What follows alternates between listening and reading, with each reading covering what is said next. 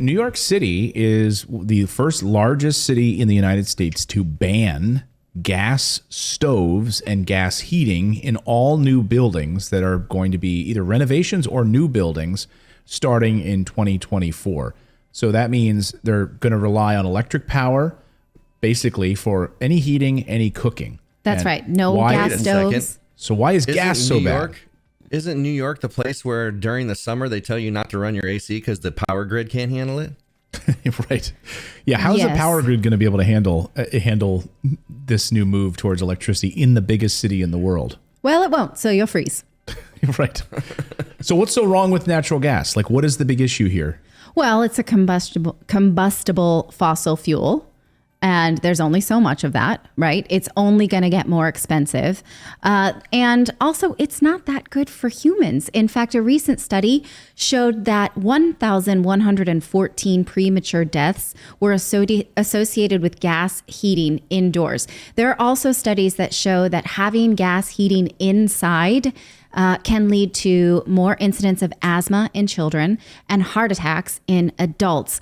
There's a great Mother Jones piece from earlier in this year that I linked to in the newsletter, and we will, maybe we can put it in the chat. Can you do that?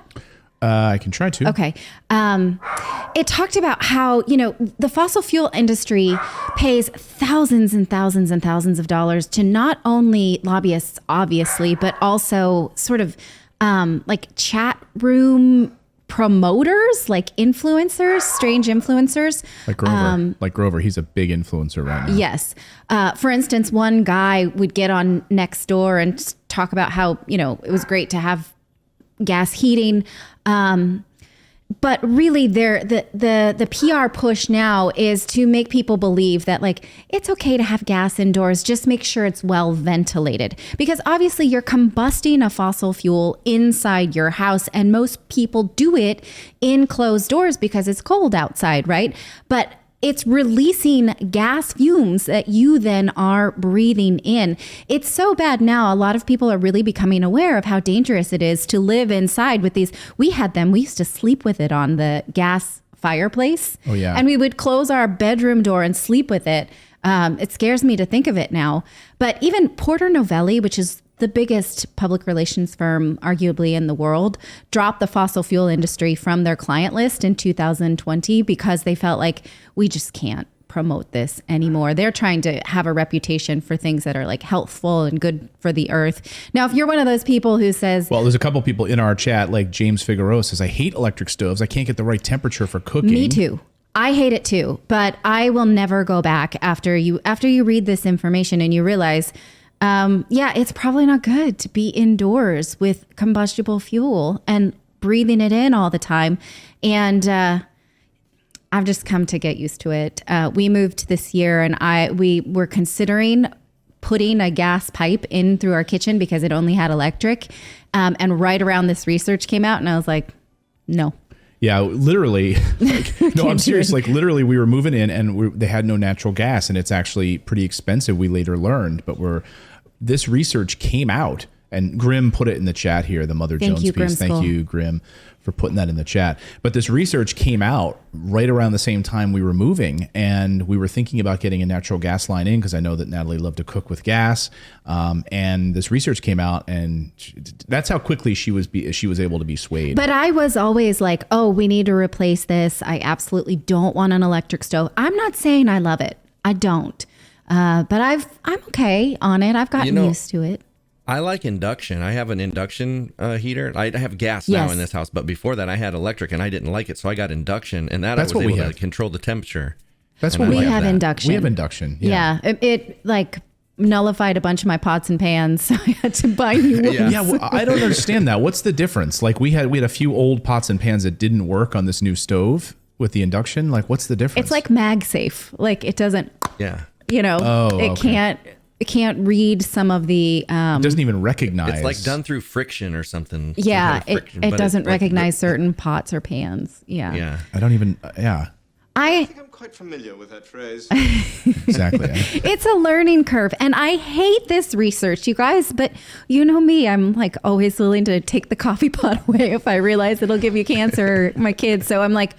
whoa, how did I not know this? Like, we used to turn those gas powered stoves on and put our baby's little crib in front of it because like it gives me anxiety. The fireplace, to think, not a stove. No, not the stove. The fireplace with like a glass mirror that they can't touch. But we put the little bouncy seats. Like, oh, it's cold out. Let's just put them in front of the natural gas fireplace. The fume emitter. That must be why when I turn ours on, like after about an hour or so, I like crash out. I pass out, sleep. You might want to get that checked, man. Yeah. Just gonna not say, good. Yeah. You're like, every time I put on my gas powered stove or my fireplace, I almost die. I feel lightheaded and I go to sleep. I don't know. Well, and until this segment, I never really put it together, but I always end up taking a nap when that damn thing's on. Okay. Just don't light a match. You might want to, you might want to get that checked. I mean, but yes, even without having a leak or a problem, it is not good for you. No. So, even if it's fully functioning the way that it says on the box, it's still not good for you. Asthma and heart attacks, you guys. I mean, yeah. Yeah. And I guess I didn't realize how much there's a lobbyist and a public relations effort to make you think that this is safe, right? Because I guess rational thinking would show you that it's not, but I didn't want to feel that way. So yes, we applaud New York for this move. We don't know how their power grid will then adapt to all electric heating, but we'll see. I just love that the Mother Jones piece about how the gas industry is paying Instagram influencers to gush over these gas stoves. Like, I mean, come on. Really? Like, this is what they're trying to do. It's like, oh, I love cooking on gas. It's so much better. Like, let's just go to Instagram. You know how much trouble this is when you have a fossil fuel company paying influencers to try to sway public opinion about it. And when your public relations firm says we can't even in good conscience, take you on anymore. Like Porter Novelli represents 7-Up and they won't, Like, look at this one. This was like an Instagram post. Like, hey, who's up for some breakfast for dinner? I'm bringing you some stovetop huevos rancheros. Did you know that natural gas provides better cooking results? She writes, and she's paid for this post by the natural gas lobby.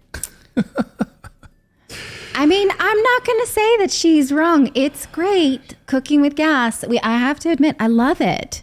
But I won't do it anymore. Hey, look, you caught me in this candid photo. It's a beautiful stove, you guys. You just caught me candidly photo here. I love this. Cooking up on my family's favorite holiday breakfast, starting with all the veggies, right here on my gas-powered stove. Obviously, none of them have seen Gasland.